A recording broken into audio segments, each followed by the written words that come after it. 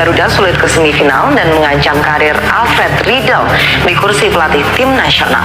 Nah, berita ini muncul itu pada tahun 2014 saat Piala AFF ya. Nah, pelatihnya adalah Alfred Riedel. Nah, sekarang kita akan lihat nih skuad AFF 2014 itu ada siapa aja sih. Nah, ini ya skuad AFF 2014. Tuh kiper aja ada Kurnia Mega, ada Madi Wirawan, ada Dian Agus. Itu back juga masih banyak back-back tangguh Liga Indonesia ya, seperti ada Victor Igbonevo tuh naturalisasi juga. Di tengah juga ada naturalisasi juga tuh Rafael Matimo. Di depan ada Sergio Van Dijk dan juga Gonzalez. Ini naturalisasi juga. Jadi ada 4 pemain naturalisasi di AFF 2014. Ada Boas juga loh di situ. Ada Evan Dimas juga malah di situ. Lalu hasilnya apa? AFF 2014 dengan 4 pemain naturalisasi. Posisi 3 grup A loh dengan gak lolos ke babak selanjutnya. Nah, pertanyaannya, ini timnas Indonesia 2014 jebloknya minta ampun seperti ini. Kenapa Toel nggak ribut? Ayo, ada yang tahu?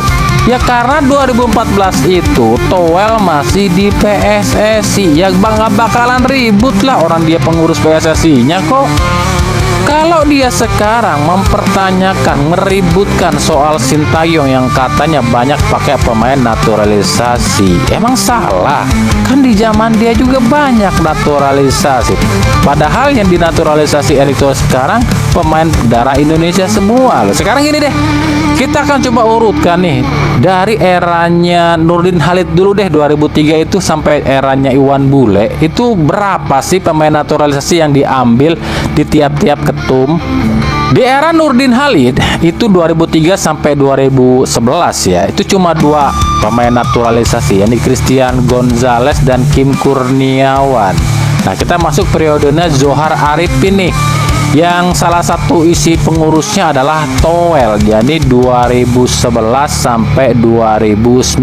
Ada berapa sih pemain naturalisasinya? Kalau nggak salah itu ada 10 sampai 11-an lah. Itu yang kami ingat ya, mulai dari Tony Kusel, Ruben Warbanaran, Johnny Van Bukering, Rafael Maitimo, Diego Michel, Stefano Lillipali, Bio Paulin, Sergio Van Dijk, Craig Nwokolo, bahkan Victor Igbonevo. Tapi apa hasilnya dengan 11 sampai 13 pemain naturalisasi itu? AFF tewas terus di babak grup 2012 dan 2014. Ranking FIFA jeblok sampai 179. Piala Asia jangankan lolos kualifikasi, bahkan prakualifikasi aja udah tewas. Prakualifikasi lu, sebelum kualifikasi aja udah tewas lu. Lalu wakil Indonesia di AFC, di ACL itu cuma 1, 2011 sampai 2015. Apalagi Piala Dunia. Piala Dunia itu jangankan babak kualifikasi, playoff kualifikasi udah gagal loh Indonesia. Dan puncaknya adalah PSSI di banned FIFA 2015. Itu prestasi Toel selama di PSSI dengan 2 pelatih asing lu ya, Alfred Riedel dan juga Simon McManamy, dan 3 pelatih lokal, Fahri Husaini, Neil Maizar dan Rahmat Darmawan. Sekarang masuk ke periodenya 2015 sampai 2019, eranya Edi Rahmayadi yang digulingkan oleh Lanyala Mataliti bersama Toel. Di situ ada beberapa pemain naturalisasi juga, beberapa pemain yang dinaturalisasi. Ini udah banyak banget malahan di eranya 2015 sampai 2019 ya.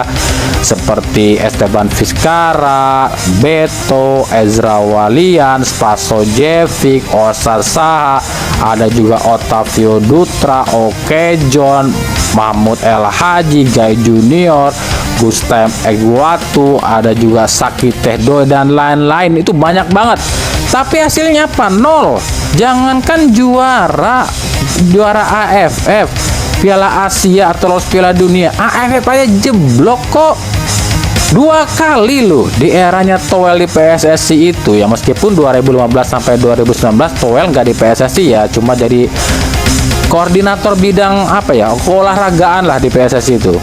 Masuklah ke eranya Iwan Bule 2019 sampai 2023. Yang dinaturalisasi waktu itu ada Maklok, Sandy Walsh, Jody Ahmad, dan Sen Patinama dengan menunjuk Sintayong sebagai pelatih. Memang di tahun pertama langsung terhalang dengan yang namanya COVID ya.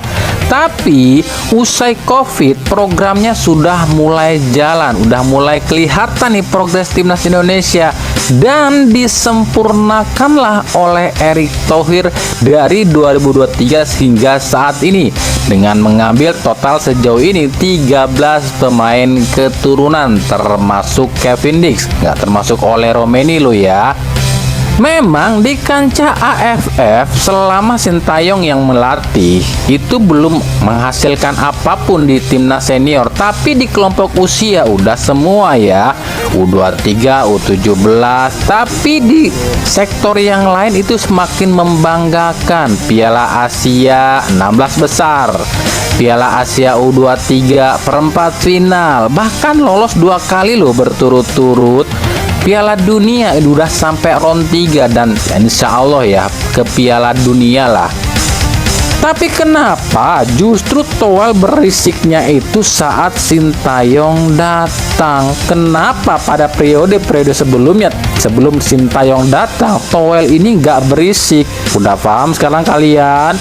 Sebab sebelum Sintayong datang di timnas Indonesia itu kental dengan yang namanya pemain titipan. Inilah yang diributkan Toel dan pasukannya, yakni mata pencaharian mereka, pemasukan duit mereka ini hilang alias ketutup sama Sintayong.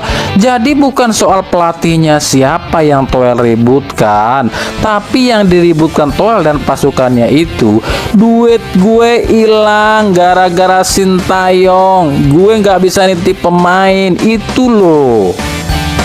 Intinya pembahasan kita kali ini khusus buat kalian yang setia menonton channel ini. Kami kasih tahu ya, jika gak ada satupun pemain yang namanya dinaturalisasi atau pemain naturalisasi itu pemain jelek, gak ada. Semuanya pemain bagus.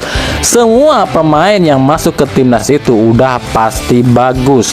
Tapi bisa lebih bagus atau enggak, berkualitas atau enggak, berprestasi atau enggak, itu tergantung pelatihnya.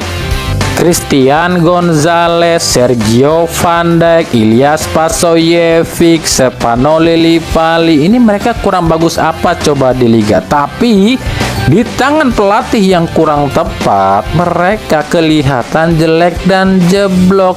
Mental yang berbicara di sini. Nah, membentuk mental itu bukan dengan uang tapi dengan otak.